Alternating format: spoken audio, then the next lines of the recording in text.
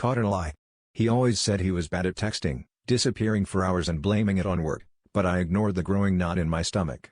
One afternoon, I decided to surprise him, picked up his favorite iced coffee, drove across town, and walked straight into the lobby of his office building.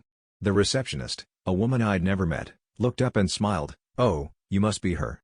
He said you might stop by today." I laughed awkwardly, thinking she'd confused me with someone else, until she added, "He's out to lunch with his wife. Want to wait?"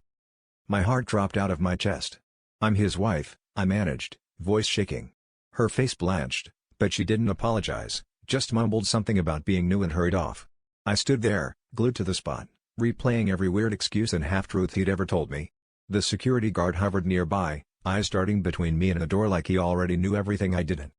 I drove home in a daze, every red light a new flashback to missed birthdays, secretive phone calls, and the way he'd never let me meet his coworkers. I waited for him to come home, rehearsing what I'd say, but when he walked in, he looked tired and annoyed, like I was the inconvenience.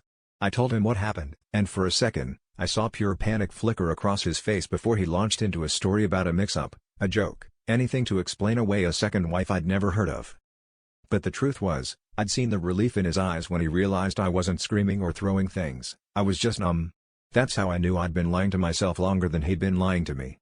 The real betrayal wasn't finding out about the other woman, it was realizing I'd ignored every sign because the alternative, being alone, scared me more than sharing him ever did.